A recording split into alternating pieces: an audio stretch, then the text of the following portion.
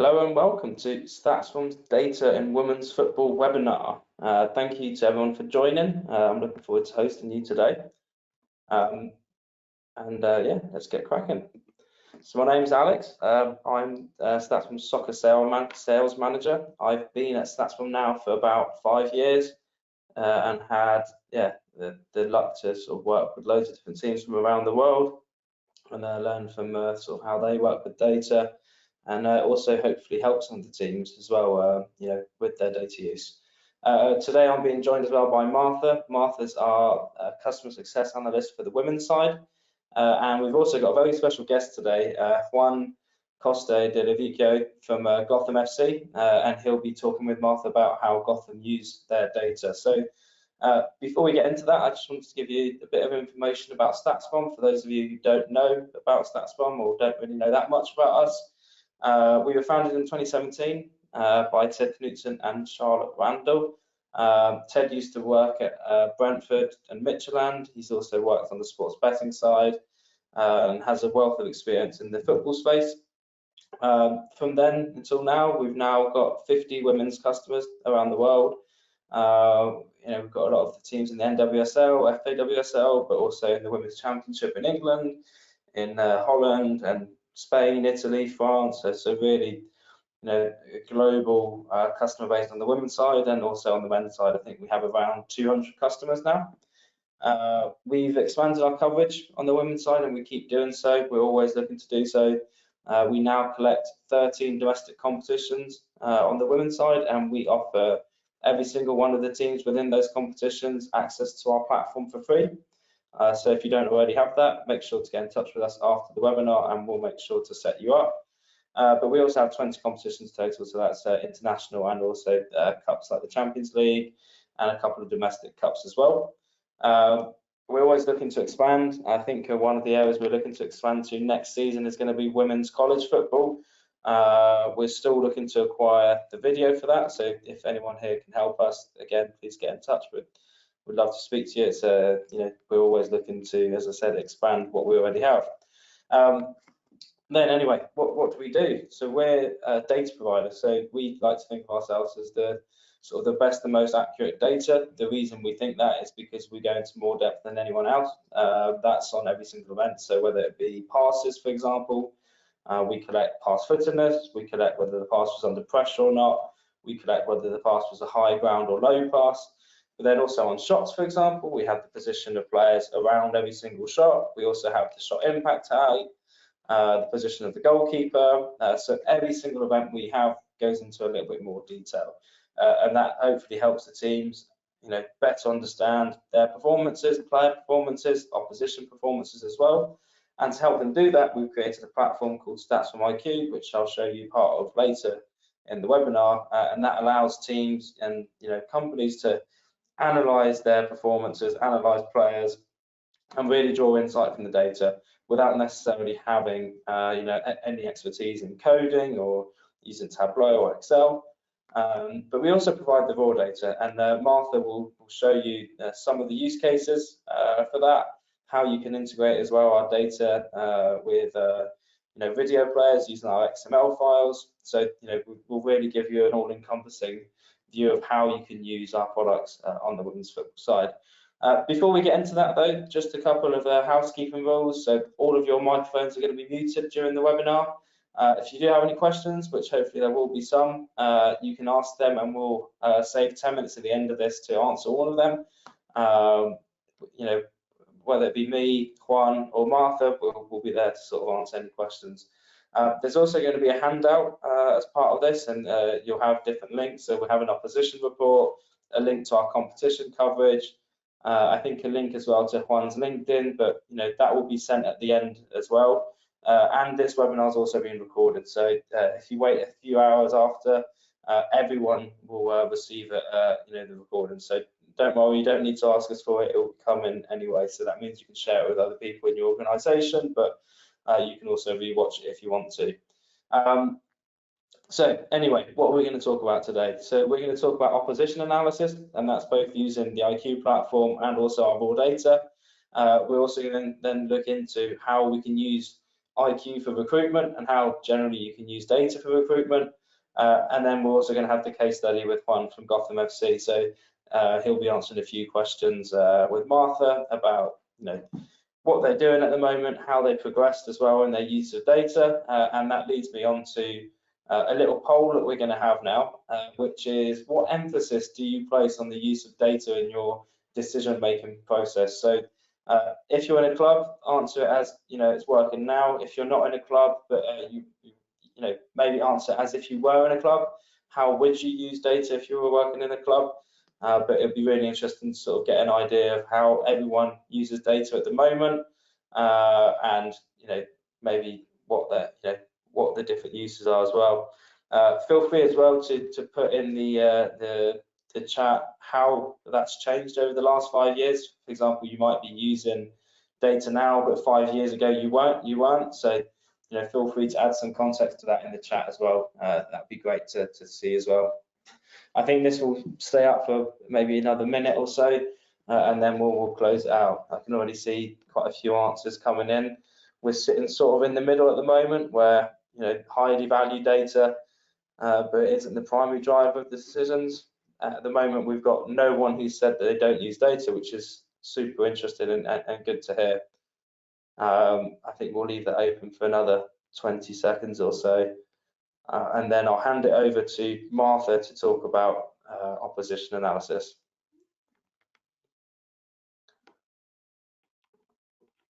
Right, then I think the last few people voting, and then here we go. Okay, let me hand over now to Martha. So Martha's going to talk to us about opposition analysis and how to use data for that. Thank you, Alex.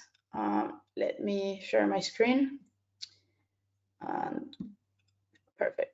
Okay, welcome everybody. Alex already did all the introductions. I have been working with StatBomb for 2 years now, and mostly oversee all the Spanish speaking and women's clubs. And I can tell the difference between the Spanish speaking men's and the women's teams. Especially the women's teams have something different. The way we use data in clubs is more specific. It gives you totally an advantage compared to how they use it in the men's side. So that's something I want to really take part of it today. I'm going to show a sneak peek of the next opposition report that I created, and you also have access to it after the webinar. Here I only chose around 4 slides, but in the whole report you're going to be able to see like everything, how it makes sense and the context of it. So in this case I chose Juventus. It was just a random team that I chose, but apologies if it's going to be a problem in the future. So to start, we're going to start with setup. So we're going to look at the last 3 games that Juventus had during the season. And luckily we have a game that they won, a game that they tied, and a game that they lost. So we can see the different type of player performance in each of the games, how they were set up, and how did they do in each of them. So we're going to start with the one they played against Inter Milan when they tied. You can see how they use 3 defenders, and they're very deep compared to the other games, where you can see how the defenders are a little more up. For example, against Fiorentina when they lost, and for example against Roma when they had a clear advantage, they played more through the middle. If you're wondering what are the colors, what are the lines, everything, so in StatsBomb, all of this I didn't create it myself. It's already in the platform in StatsBomb IQ, which Alex mentioned you have access if you're a team that plays in one of the 13 leagues we provide. So the color means if the player is in red, that means that player had most value with the passes. In StatsBomb, we have our own models that we collect with our data. So for example, our XG model, it's different than any other XG that you're going to see in the market. This is because we also consider, besides everything Alex mentioned in the beginning, like pressure, where the ball is at the moment of the impact, and many other things, we also consider if it's a woman or a man taking the shot. So this is really important in the women's game, and we pay a lot of attention in this. One of our models as well that is very interesting and it's very important for analysis, it's on ball value, which means what is the value of each pass, what's the value of each dribble and carry, what is the value of each defensive action. In this case, in these maps, we have the past OBV. So every pass has a value. If it's closer to the opposition goal, it's going to have a higher probability of scoring. So that's why in the last game against Roma, we have Sofia Cantore, we have Sophie, and we have Cecilia. Those three players in the middle had more value with their passes than, for example, in the game against Fiorentina, where we can see non-player had a lot of value with the passes. You can see different tendencies. You can see how they played more through the middle against Roma than Inter Milan. They played more on the outside. The forwards in the game against Fiore, there are three people trying up top, while in the other games you can see clearly two. So this is the first step for an opposition analysis. How are they setting up for each game? Second, we have the radar. These radars you can customize depending on each metric. So every time we have a new customer, my first recommendation is get to know what style of play you want to track, get to know our metrics, because as well, every provider has different metrics or how they collect them. So for example, progressive passes can be different in one provider than the other one. And once you know all your metrics and what you want to track, then you can customize what you're tracking game by game, 5 games by 5 games, or how you want to see the style of play of your opposition. In this case, if we're looking at Juventus, I can see they don't counterattack, so they're very low in counterattacking shots.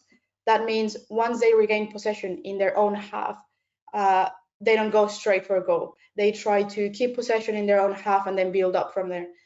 If I see set piece XG, that means they're very dangerous in set pieces. They're actually the second team in the league with the highest XG per set piece. And I can also see high press shots. That means they press very high up. We're going to see later that, but they press very high up. And once they regain possession in that high press, they take a shot. So just really quick visualization, I know the style of play of Juventus, which comes in handy because it saves you tons of time and gives you a bigger snapshot of the team. Now I'm going to go with the build-up. This is very customizable as well. You can do build-up from the middle, passes into the box. You can see passes into the final third. You can see crosses. So this is totally customizable. In this example, I am only looking at build-up from the back, and I'm choosing specific players and positions. So here I'm in the middle one, for example, I'm choosing how the center backs are building up. And you can see a really, really big tendency how they go to the left, as well as on the left, you can see how they try to go to the middle or up front, while on the right-hand side, they don't play as much. And when they do, you can see a tendency to go back to the keeper. So it is very, very interesting to see all this. You can see how many passes are on one side, how many passes are on the other side, who is the player that is trying mostly this. So if you're going to play against Juventus, logically, you're going to go and see, okay, if they play more on the left-hand side, then I'm going to try to block that side, force them to play on the right-hand side, because there's a reason why they do that. I haven't watched any video on Juventus yet, but I can already have an opposition plan just by looking at the data in the last few days. And this complements and correlates with the radar that we saw at the beginning. So for example, here we can see compared to the league average, they press a lot more in the opposition third. We can see a little more of a tendency in the right-hand side than in the left. So they press a lot on the opposition third. This is something then that if you're playing against Juventus, try to play high, long balls or something, because they're going to press you if you play in that area.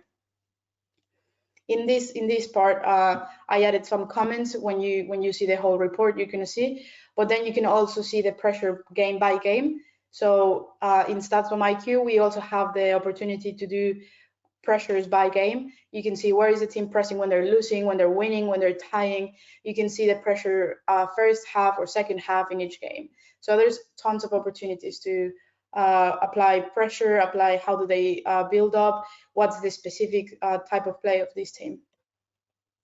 This is all created by StatsBomb, but now we're going to go see a real example. So we were very lucky that we worked with Jamaica Women's during the Women's World Cup. A good friend of mine worked there, and they shared with us a little bit of the analysis report they did in the World Cup. We all know they did amazing. They tied against France and Brazil, which was amazing, leaving them out of the World Cup, Brazil, which was crazy. And I do think most of it was the analysis they did. So for example, they noticed that Brazil, out of the 6 sequences they had with the highest XG, they noticed 4 of them came from the left-hand side across to the second post. So they already know what players to target, what zones to target, what are the sequences that are more dangerous. Again, this takes you literally seconds, few clicks in our platform, and then you can have a bigger idea on the sequences that they use the most. You can filter this by set pieces, how do they do their set pieces, and how do they end up in the other side of the goal, different things. For example, in this one, we have the goalkeeper analysis. Here in the World Cup, they didn't have many shots, they didn't have many games to analyze, but they had the data from the league. So Catalina from Brazil, from Colombia, she plays in Brazil.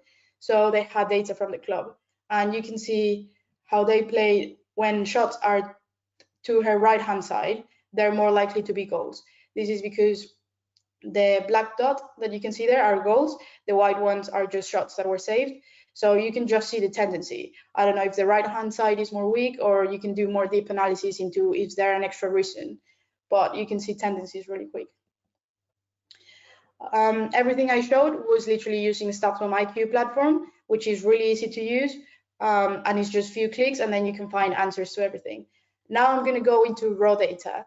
For this one, I don't want to scare anybody. A lot of people, specifically if they're starting to use data in football, they get scared because we talk normally about Python, we talk about R, we talk about coding, and they get a bit scared and they say like, yeah, I don't know that.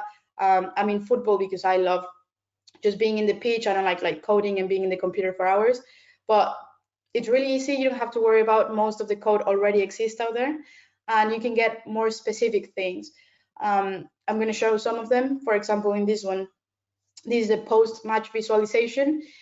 Here I took an example from a game from NWSL between Thorns and North Carolina Courage, and you can track different KPIs. So the good thing about using raw data is that you can personalize as much as you want, and people want to personalize because every coach is different, every style of play is going to be different, and every staff is going to ask you for different things. So once you know how to personalize this, the better you can give insights to your coaching staff. In this visualization, for example, here we have some KPIs, but you can choose your own KPIs to track after each game. How did you do compared to the average through the season? In this example, for example, if I take shots for, Portland Thorns had 12 shots in that game, but that's really below their league average in every match. Compared to North Carolina, they also had below their average, but with 9. And we have shots conceded. Again, Portland Thorns conceded more than average, while North Carolina conceded a little less than average. So you can start looking at different KPIs. How are you doing against your normal performance? In this one now, we're looking at set piece analysis. So we can look at corners, we can look at direct free kicks, we can look at goal kicks. So there's plenty to see with set piece analysis. In this case, we're looking at corners. We can see corners from the left, and then I have corners from the right. In this one, for example, I'm looking at Hammarby from the Swedish Women's League, and I can totally tell, like, just with one visualization, I didn't have to watch 1,000 games or 1,000 corners in video, but I can tell, like, they do like to take in swings instead of out swinger corners. They normally go for second post, and they're very dangerous in set pieces. Specifically, they're the first team in the league that creates the most XG from corners. But this is from the left. They're more dangerous from the right. They create more shots, they create more XG, and they have 2 goals coming from the right-hand side. Same technique. They like to go in swinger. They like to go between middle and back post. So you already have another type of analysis there. I think I have 2 more in the raw data. Now we can have a league analysis. If you look, this is also very helpful for example, transfers. If you want to see how the league works, if a player is gonna maybe be part of your league now, if that player is used to the other league. For example, in this one we can see the most common clusters for Arsenal is just switching around. They like to switch around the field. For example, if I look at Liverpool, they like long balls. If I look at Manchester City, they like short passes. We know that's a specific style of play. They like short passes. And then, for example, United, they play on the right-hand side. So then you start having a tendency, you start having a thought about how the league plays in general. And last one in this example is player analysis. So in this one here, we have the best player right now in the women's side. We have where did she receive the ball in the world in the league last season. So where is Aitana receiving the ball? And you have a heat map with specific zones where she's receiving the ball. You can also adapt this. As I said, everything in the raw data is very personalized. So you can adapt this instead of pass receipts to pressures, to aerial duels, to where the passes are going to. So you can really personalize all of these heat maps with any information you want to see. All the stuff I showed you comes from StatsBomb Assist. So once you're a customer and you have access to data, you have access to Assist, which is like a Google of StatsBomb. And all this code that I showed you, well, all the visualizations that I showed you that were made with code come from StatsBomb Assist. Sorry. In this one, you can see the code is already made and you only have to copy paste. Literally, you copy paste all of this code, you change the theme you're looking for, and then you get a visualization. You don't need to know how to code. You don't need to know the basics of Python. You don't need to know anything extra than just copy pasting and running it. I have a few teams that are doing it already, and they're very happy with everything they're getting out of the raw data, which is amazing because it's just more knowledge and more education into the use of data. I'm going to pass to Alex. Oh no, first, before passing back to Alex, I'm going to show you also about the XMLs. So in StatsBomb, we don't only have StatsBomb IQ, we don't only have the raw data, we also have integration with video through XMLs. So if you have any platforms like SportsCode or Match Tracker, you can use our XMLs and join the video and our data, because as we said at the beginning, it's very specific, and integrate video with our data. It's as easy as just clicking a button and then downloading that information. Any questions at the end, you can ask away and we can answer.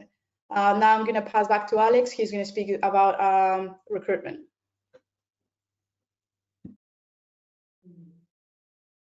Thank you, Martha. That was brilliant. It's great to get like some real life examples of how teams have actually used our data as well. And you know, the Women's World Cup, we had a few customers there, and I think they all did really well. And it was exciting to see it used at the highest level. Anyway, I'm going to speak to you about recruitment now and how you can use data for recruitment. I really want to focus on using the platform for this, just to highlight its capabilities. But before that, I just want to talk a little bit about why you would use data and recruitment in the first place. So, you know, the biggest thing is like risk management, right? So I always use the example of when you're buying a house, you get a survey done on the house. You know, it goes through solicitors. There's loads of process around it. So data is kind of a survey on the player. So when you're buying a player or you're bringing a player into your team, you're obviously going to go and scout them in person. There might be video scouting. Data gives you a little bit more, let's call it objective data, and it enables you to compare players between each other in an objective manner, because you're using the same data for one player as the other player. So you know whether, for example, one player's getting more shots than the other, more tackles, interceptions, whatever it might be. But instead of it being a subjective eye test, it's a objective data test. Obviously, we're not saying that you don't need the in-person scouting or video scouting. This is really an add-on to what you're already doing, and it helps, as I said, reduce the risk of the transfer. The other thing is it's impossible to watch every player, and I think this is becoming more and more true on the women's side, where more and more markets are becoming attractive for the top leagues. I'm thinking now the Dutch league is becoming very attractive for FAWSL. There's also other leagues in South America now becoming attractive, which is why as well we're starting to collect more and more leagues. I think recently we added Finland, Brazil, Mexico, Australia. We also added Holland now. So we're adding more and more leagues, and it then becomes unmanageable to send scouts every game. So data is almost like a first screening where you can filter it down to a smaller list of players, which is manageable, You then might have video scouting on top of that, and then afterwards you might go and do the in-person scouting. And it will, a side benefit of that is it's going to start to crop up players from less popular markets. What I would say though is there are a few limitations to using data. So the first thing is bad data can be worse than no data, right? So if you're using bad data and inaccurate data, it might discard a player that actually would fit the bill. So using high quality data, we like to think ours is going to be important. But then the other thing is, you end up potentially, if you use it in a bad way, you'll only identify the best players. And if you're the best team, that's fine. But if everyone's using data in the same way, you're just going to all end up scouting the same players. So it's important to then add context to your recruitment and choose players that are actually going to fit your style of play. And that's where, the use of data is a little bit harder, but that's where we can help you as well. And that's where, for example, Martha has been helping teams understand play styles and how to translate that into data, and then how to translate that into the recruitment side as well. Right, so let me go in now to Stats from IQ, which is our platform. So hopefully you guys can see that now. And I'm on England Women's from the World Cup, but what we're going to focus on today is the IQ Scout section. So all you have to do is go down here on the left, Scout Women. For those of you who are customers, you would have seen this before.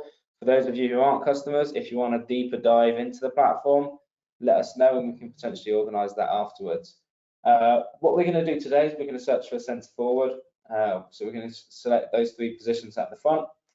And at the moment, there are 432 players that match our search, and that's just centre forwards in our database. I'm going to look for someone who's under the age of 27, but over the age now of 21, who's played at least 700 minutes. I'm going to discard this current season and the last season in the 2022 season. So basically last season for the European competitions, or let's say the winter competitions, and then current season for the summer competitions like Sweden, for example.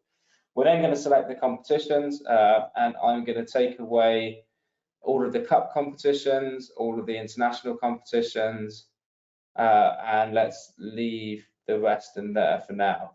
So we now have 136 players.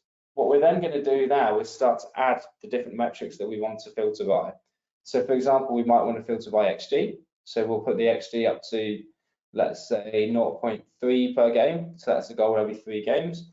We're also going to filter, let's say, the XG assisted. So we want someone who's also creating some chances for other people. It might not be as important. So here, let's put this to 0.10. And then where I was talking earlier about you need to find a player that's going to match your style of play, this is where you can then start to choose metrics that might be more adapted for your play style. So for example, we can go to the defensive side, and maybe we want someone who's high pressing. So we can then go PADG, which is possession adjusted pressures, and we can put this above average. So the average here is the top of the bell curve, but we'll go a little bit higher, and we're going to go to someone who's getting at least 16 on this. What we're then going to do is go into defensive duels, and maybe we want someone as well who's strong aerially. So again, here we're going to want someone who's very strong aerially. So maybe we go here to, let's go 46%. So now we have a list of 16 players. Remember when we started with over 400 that match our search criteria. Unsurprisingly, we have Elisa Russo that pops up. Obviously, she's just transferred to Arsenal. I think it's probably one of the biggest transfers in women's football, if not the biggest, and it's very well deserved. She's done incredible over the last few seasons. But what we can do now is go into a little bit more depth on that player. So we can open that link in the new tab, for example. Before I go there, just to let you guys know, what you can do here is also save this setup. So you can then come back, and then throughout the season, maybe more and more players will come into the, to this area and match the criteria that you're looking for. Anyway, let's go and look at Russo. So this is her data from last season.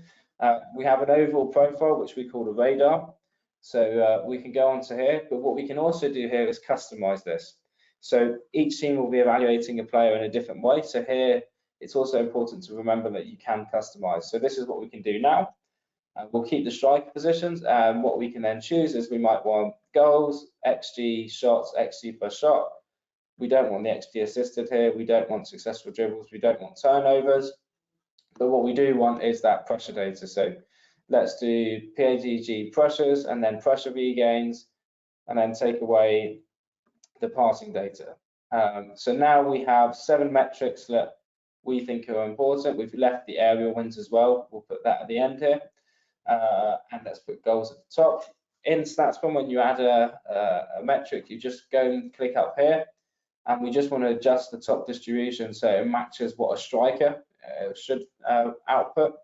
And so we'll do that for any of the metrics that we added. The ones that are already there are pre-adjusted. So let's just do that for the pressures as well, and then the pressure regains as well. So we'll just adjust one of those. And then we can call this whatever we want. We can call it striker, press, aerial. And then another thing you can do here as well is share it with the rest of your account. So if you're working within a team and you're setting this up, you can set it up for your whole account as well. We can then confirm and save that, and then we can see her profile. We can then compare this to the league average, and we can see where she's at. So she's getting more goals, higher XG, more shots, and very good on the pressure as well.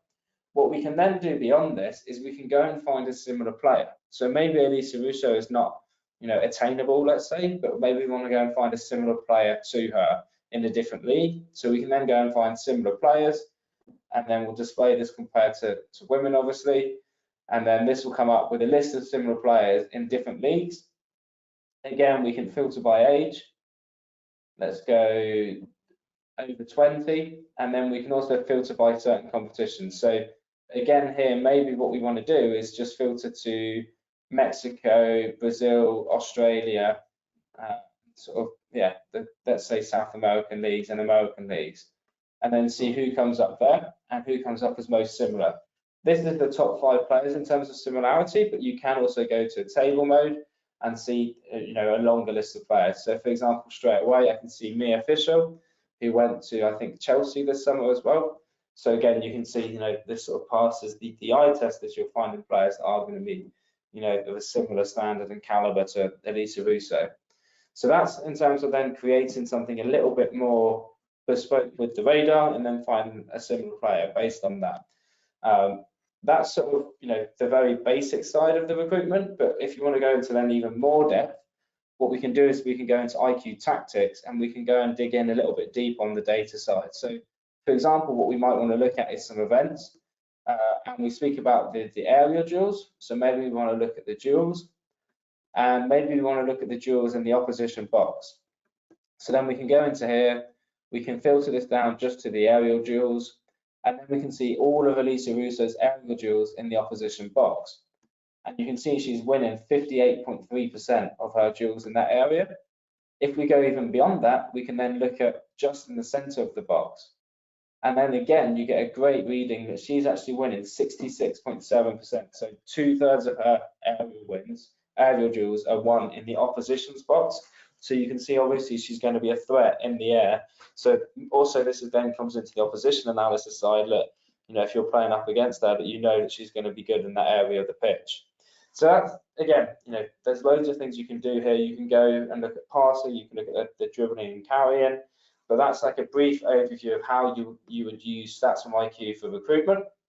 So if I just head back to the slideshow, I'm now going to hand over to Martha, who's going to talk to us.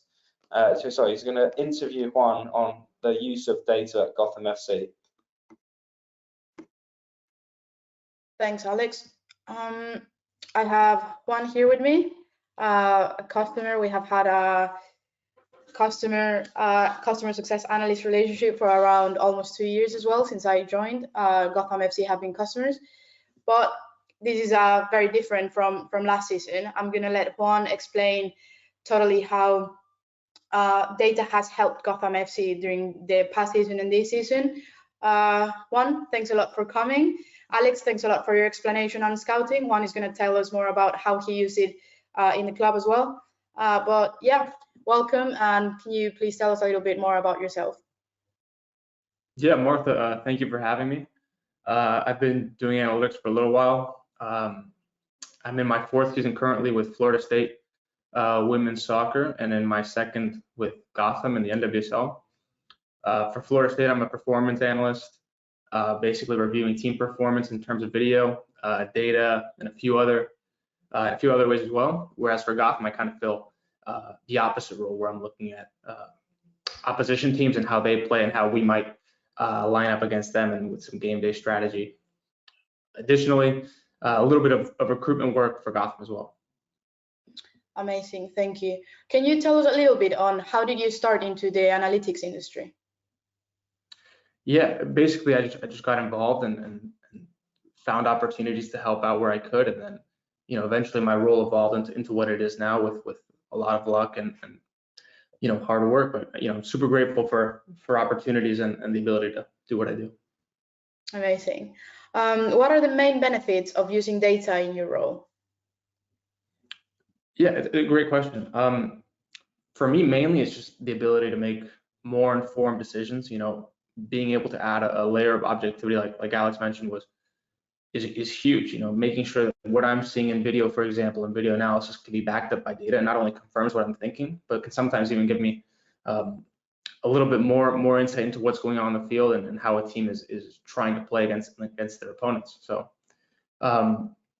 yeah, just adding that layer of objectivity and also being able to cross-check, is what I'm seeing correct? And if it's not, maybe we need to take a deeper look into what's going on. So yeah, amazing. Yeah, that's great. I know as an analyst, there's games every three days, every 4 days, sometimes even every 2 days. So time is very, very important in these roles. So I think being able to use data to optimize that time is amazing.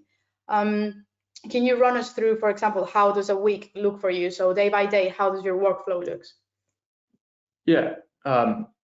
So every week I'm working on the team that we're playing the following week, right? So we're working 2 weeks ahead, which means that we need to be really efficient with our time.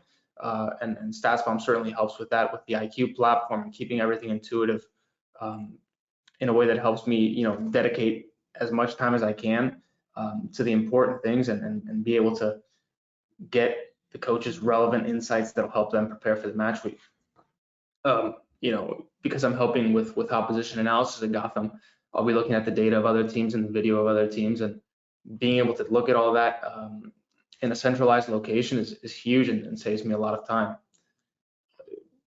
A specific example of how I might use StatsBomb in my work is looking at how we're going to press opponents and helping the coaching staff with that. What I'll take a look at in the platform pretty often is how does an opposition's back line and pivot players build out, and I do that through the tactics tab that Alex showed, but also by looking at players left to right footedness ratio, which is actually, I believe, unique to StatsBomb, and that lets me see, is there any players that, for example, are very one-footed? Is their left center back 97% right-footed?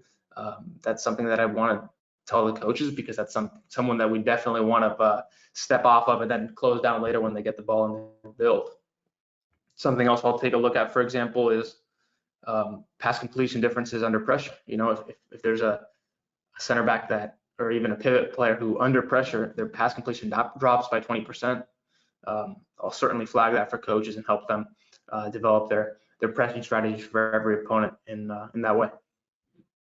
Amazing. I'm showing now a picture of how Gotham FC pressures this season. Do you think being able to track this and see this has been helpful into the style of play that Gotham FC has right now? Yeah, totally. The coaching staff at Gotham is huge on pressing, and they love it. I was digging in StatsBomb earlier this week, and I found that if I load in every team in the world from this season and look at their pressures in the opposing half, on a per 90 basis, no team presses more than Gotham in terms of volume. And that's obviously something great for the coaches, because I can give that to them and say, look, we're fulfilling what we want to fulfill in our game model, and we're being successful in doing so, right? And that's obviously super customizable to any team. If as a coaching staff you have different metrics, maybe you're not a high pressing team, you like a low block more, you can still evaluate how well you're doing in that phase of play. That's amazing, because you're mentioning how you're using other leagues, not just for scouting, but also for benchmarking. So having other leagues in the world, so you know how, for example, they press in France, they press in England, so you can also benchmark if a player goes there or if a player comes from there, you know what's the style of play in that league. So that's amazing. I also want to mention something you said earlier, which is you based everything on the eye test. So if you see something on video, you see something on a match live, and then you back it up with the data, or the other way around, if you see something in the data and then you back it up with the video. I think that's something super interesting and super important nowadays, because I think everybody's biased. So if we like, I don't know, a specific type of play and we see a player doing it a lot. So for example, this player is crossing a lot and I love the crosses.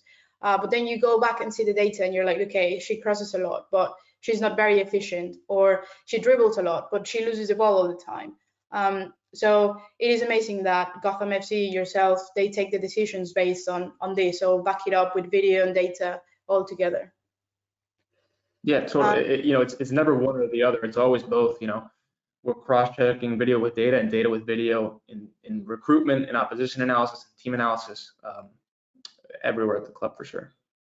Amazing. I want to say, I believe you're a data mature club at the moment, but you were not before. But now you are. I want you to talk through how you changed from last season to this season. For the ones that they don't know, last season you were the last team in the league. This season you're playing for playoffs, third in the table, if I remember correctly. How does the APIs, the XMLs, like the raw data, everything has come together for you to be in this position and this change now? Yeah, we utilize raw data at the club, and we started using it in this past off season. So in between the season where we finished last and where we are now, we integrated raw data, and it's been super helpful for us as a club, because last season wasn't good, and we needed to get better. So that was one of the many ways that we improved the club. Especially through the use of the API that we talked about earlier, that lets us work with large amounts of data in a pretty streamlined way, and totally customize our analysis to whatever we need to be looking for. And an example that I think I can give here is like you mentioned earlier, comparing between leagues. We had a project where we took a look at transfers between every league covered by StatsBomb, right? And so we look at how performance changes for every player transferring from League X to League Y, and then maybe to League Z. And then we have a benchmark of how we can expect player performance to drop or maybe improve depending on what league they're transferring in from or transferring to. And what that helps us do as well is sort of profile every league's style in a way, and see what leagues are similar statistically to the one that we're in, the NWSL. And then that way we can sort of start to decide where we want to source our players from, and look at different KPIs and how they'll improve or decrease based on what league we're signing a player from. And that's a competitive advantage for us, because we're able to improve our transfer strategy in that way. Now that you're talking about transfers and scouting, can you tell me a little bit more about your newest signing, the world champion?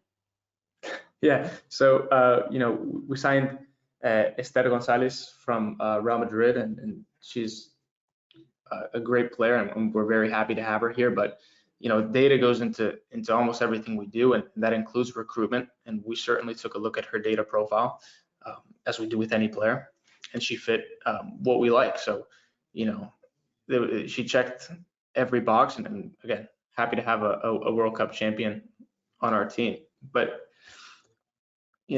we have data profiles and tactical profiles and video profiles for every position on the field, and they all interact with each other, as well as having StatsBomb radars for every position. So we're taking a look at fit not only on the ball but also off the ball, and Esther fit both of those for us. Amazing. I only have a couple more questions for you today. Thank you again for joining us.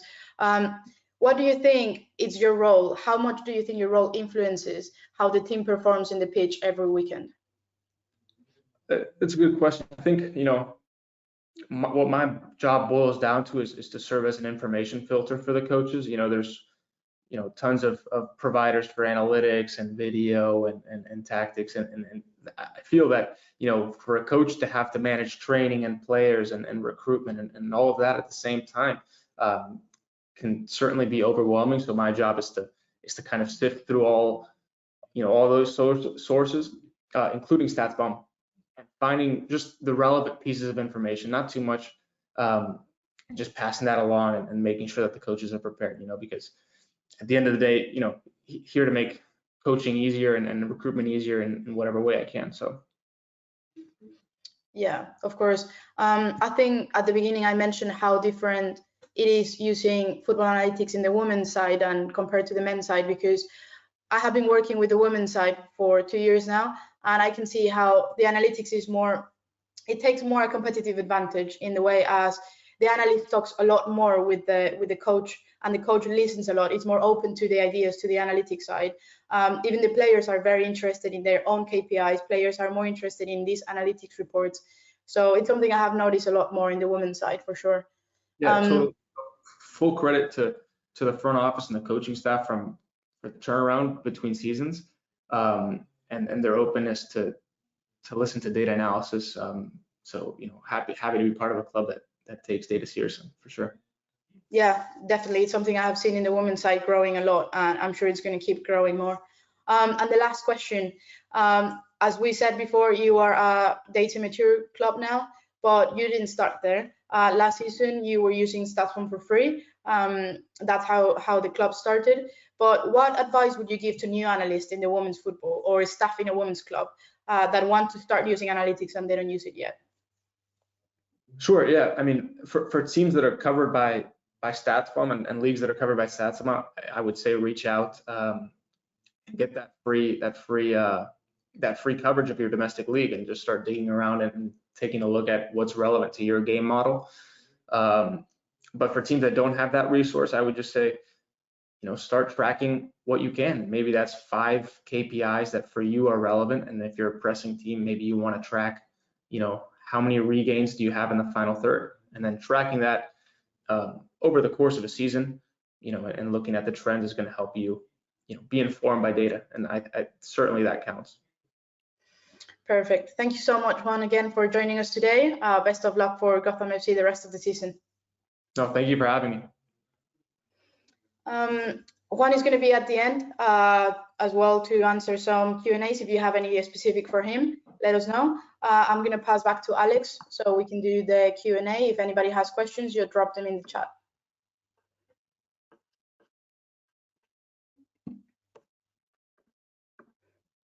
Perfect, thank you. Can you hear me again? There we go.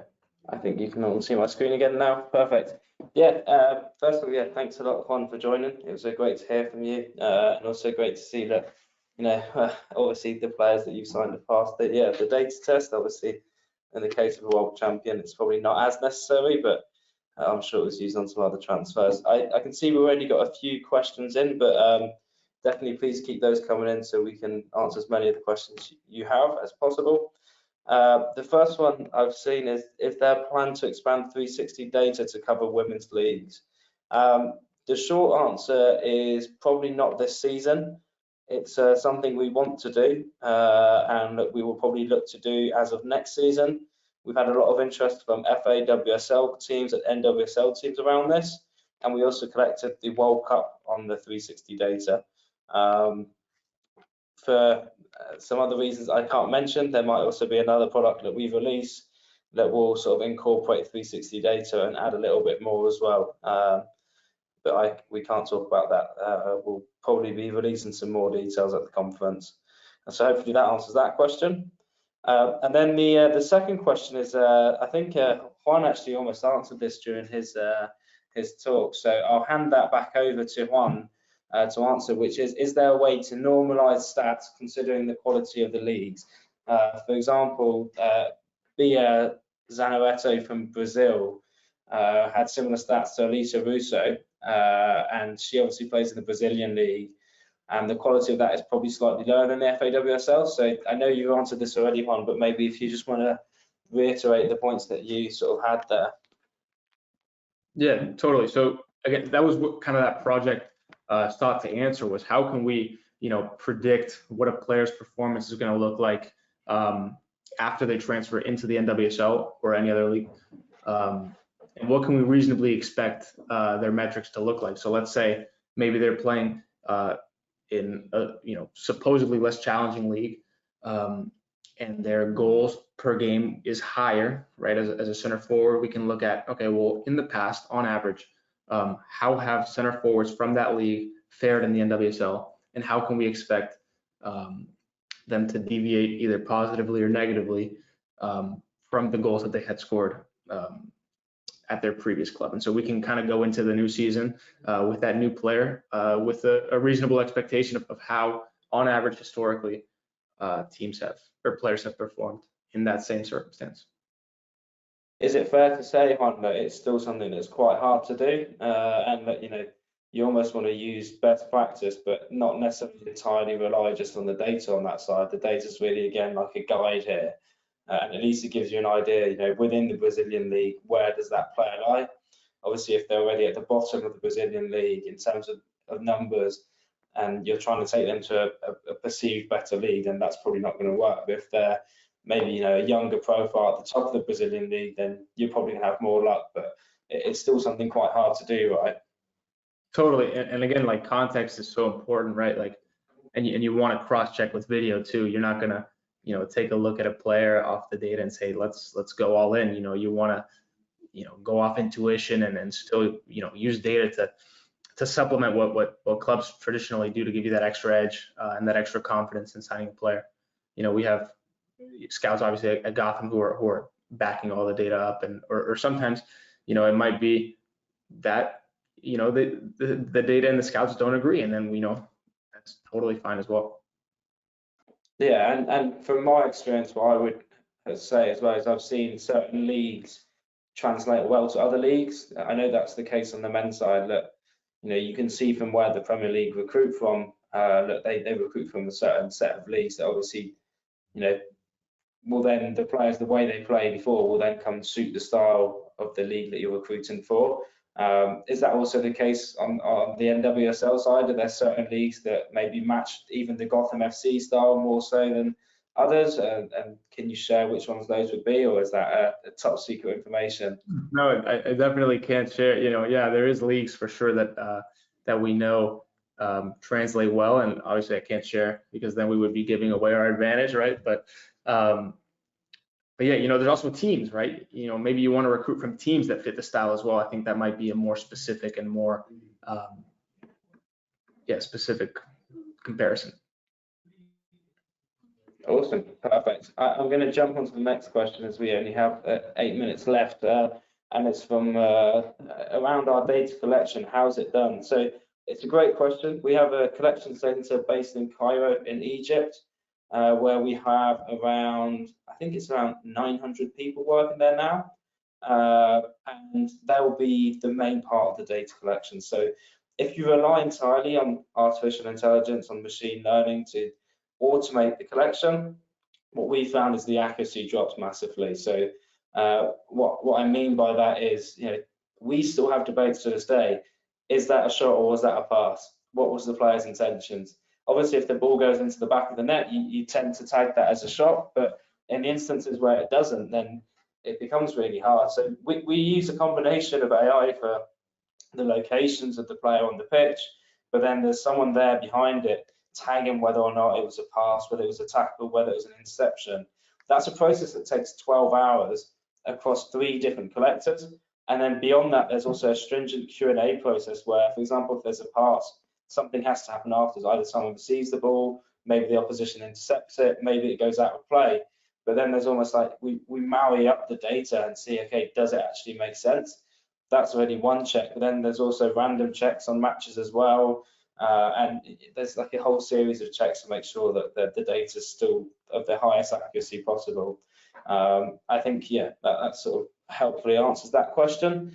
If I now move on to the next question, let me just read it quickly.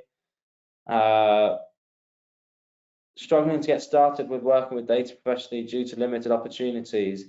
Know anything that might help? I don't know. Yeah, it's a very good question.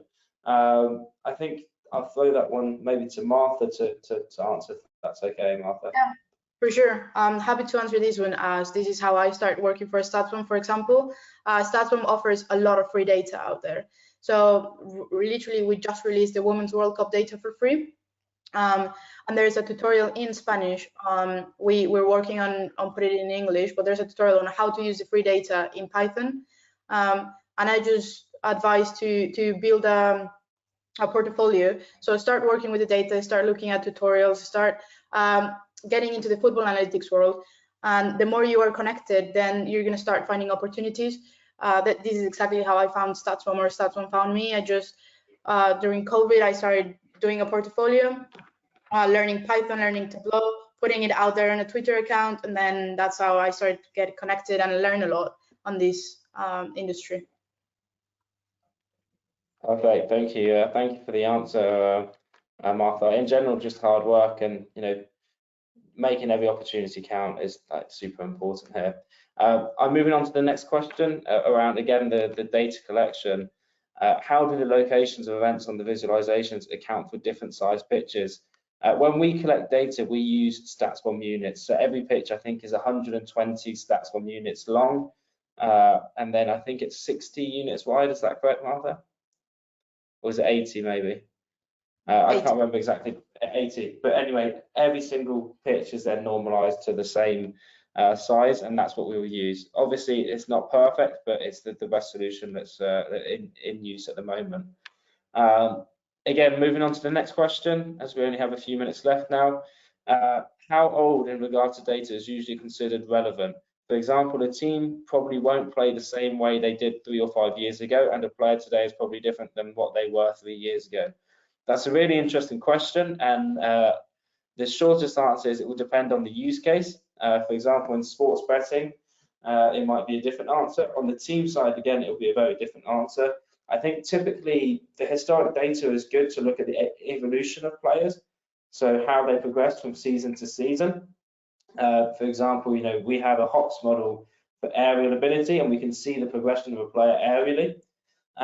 But in terms of then actually looking at the pure profile, I think most of the time teams will be looking just at the last season mainly, unless that player had very few minutes that last season. Juan, would you agree with that? Is it mainly the sort of last season data that you'll be looking at? Yeah, again, like you said, the use case is really important. I think, like, for example, in opposition analysis, the timeframes are very important. If you played a game against a team in the first half of the season and you're about to play them again in the second half, you're not going to want to reuse that scout. You're going to want to go back and look again at the data and the video, and not expect to see the exact same setup, because you might be unprepared if you do so. Perfect. We've got time for one last question, and this again is a question directed at Juan. Obviously very popular today. You mentioned player profiles to select players that match your desired style. Who decides these? Is this the head coach and their staff? Is the head coach and their staff directly involved in these decisions? And how much interaction do you have regularly with them?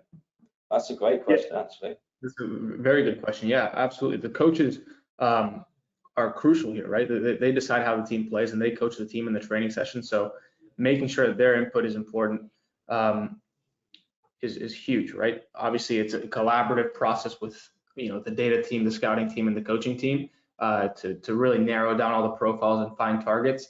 But certainly, the coaching staff is the most important piece there. What was the second part to that question?